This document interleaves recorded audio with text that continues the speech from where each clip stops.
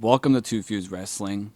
And that new briefcase that send your money in the bank is rocking looks like money, but will the cash in be money? Before we fantasy book Damien's Priest cash in, make sure to like the video and subscribe to the page if you want Damien Priest to be successful when he cashes in. Alright, so it looks like money. It's a dope briefcase. Priest has been good so far with the briefcase. The storyline with Judgment Day. Having said that, sometimes WWE does drop the ball with the cash in. With all these roles involved, Judgment Day, Seth Rollins wanting to be the next Roman Reigns. Does he have a successful cash in, and how would you book it if it was a successful cash in? Well, it's funny you mentioned Seth Rollins. Seth Rollins has like the most iconic cash in of all time at WrestleMania. So I think if you're going to do a successful cash in with Damian Priest, you got to give him kind of a big one and an iconic one. And I think with us potentially being on the road to War Games, that would maybe be the perfect time.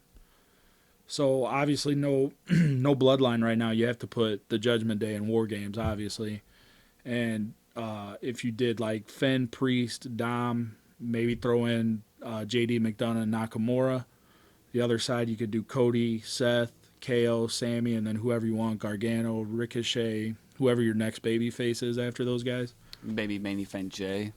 Oh yeah, main event Jay, right? Yeah, yeah, that's a perfect idea. But I think for that iconic cash in, you let War Games end with Rhea Ripley getting involved, tossing handcuffs to the Judgment Day, and then you slowly see like KO, Jay, Cody, Sammy all get handcuffed to the cage, and then you're left with Seth standing alone against the Judgment Day, which has been kind of the feud throughout the summer. Seth and the Judgment Day. Let them beat him down. Everybody hits their finish. You get the 1, 2, 3 to end War Games, and then maybe as Judgment Day standing there, zoom in, let us catch Priest look at Finn. Maybe Priest shrugs like, "Should I?" And then Finn nods his head, and then you get the cash in, and he cashes in that cool Senior Money in the Bank briefcase, and you could end the night with Damian Priest as your new World Heavyweight Champion. So you get an iconic cash in on the guy with the most iconic cash in. Judgment Day has all the gold, and then you get your big kind of launching pad moment for Damian Priest. What I really like about this idea is how much more ideas can spring from this. Yeah, First off, for the rest of War Games history now, if there's a champion in that match, the fans are gonna be like, "Oh shit, a yeah, cash in could happen." that So sets that up perfect. now you got drama for years and years in your history now. The other thing is Rhea Ripley helping them win that way. She's been Yeah, a huge focal point in Judgment Day. yep, She's been booked like a superstar. The other thing with this way too is Rhea's fanboys. They can even say, "Hey, technically, mommy's the champion yeah. because she If it got wasn't them the for her, win." yeah, Yeah. The other thing too, I know WWE probably would never do it, but when it's booked correctly, I'm a fan of intergender wrestling. I think the crowd would go crazy if you did a triple threat when Judgment Day breaks up and if Priest has a title. If you do a triple threat of Rhea Ripley, Damian Priest, and Finn Balor for the title, and even more so, not even just the intergender wrestling part, because yeah, it would be cool, and I thought it was really done well with Impact with Tessa Blanchard. I think yeah, Tessa should have won it. yeah, I don't think Rhea should win this. What I really like about this idea, if that's a triple threat, is the fact that Dominic's not in it. So then it just makes him even. It just makes his role that much more funny in Judgment Day, where it's yeah, like these three people are like, well, we got a claim for this title, and Dominic's just, he's just chilling. He's riding the yeah, coattails. So like, it makes his character. It adds more depth to his character if they did that triple threat where he's on the outside, and then whenever it's just him and mommy, because eventually I think they'll probably be separate from Judgment Day. It makes him look, dude, he's just gonna be even more of a better heel. when he's using Mommy to win matches, and everyone's like, dude, she competed for the world title, but now she's helping Dominic Yeah. win all his matches. Like, I'm all for Dominic being a superstar, so I think that even helps him even more. And this idea could get you to that because you could have Priest talk about, oh, I'm the world heavyweight champion, and Rhea say, oh, you wouldn't get there if it wasn't for me. And then the same thing could be said for Finn. Like if he's asking Finn for permission to cash it in, then Finn could say, well, you wouldn't cash it in unless I gave you the permission to cash it in. And also doing this saves Finn. Like it makes Damien the world heavyweight champion, but it shows that Finn is in charge of the Judgment Day.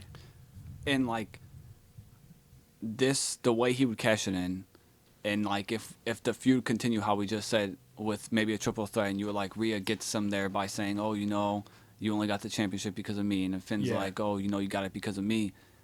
It's just that storytelling that we fans so desperately have wanted, and we're finally getting. Like WWE has done really good with the Bloodline storyline until recently. The Jay and Jimmy stuff is overkill we at this don't know point. where that's going. Yeah, but this is like that intricate storytelling where it's that It's long-term storytelling.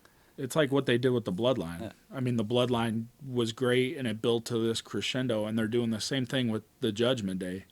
You're building to that crescendo, and it's like, well, where's it going to go from here? And if you give them all the gold and put the world title on Priest, and Rhea got involved, and Finn gave him permission, it's like you have these intangible things of where they could go, and then the fans going to wonder where they are going.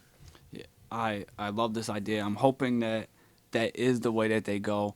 Another thing too is you would have everyone look strong if you did a title change too, because if Priest has the belt and it's a triple threat, Finn can beat Rhea.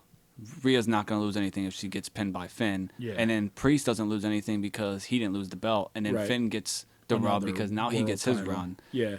And again, it even goes even more so, like you could add even more drama with Rhea only loses because Dominic cost her. Like Yeah. he could fuck up somehow, and then it just adds more depth to his character of being a fuck up.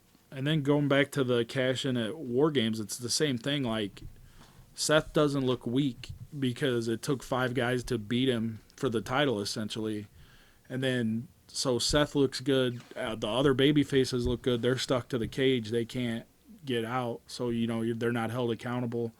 Judgment Day looks good, and then also it gives WWE its own War Games moment. Like this is something they could put in video montages and promote for when they do further War Games matches. And maybe if you wanted to run with it, you could run with it till Mania, and the main event for that belt is Seth, Damien, and Finn triple threat. I want KO to main event night 1. He's on a streak right now. He's got 2 WrestleMania main events in a row, 2 more than CM Punk. So I'd like him to get a third. He might get that third one with CM Punk if CM Punk gets his way. Yeah, well, hopefully he beats him. All right. So in the comments, let us know how you would book Damien Priest's cash in.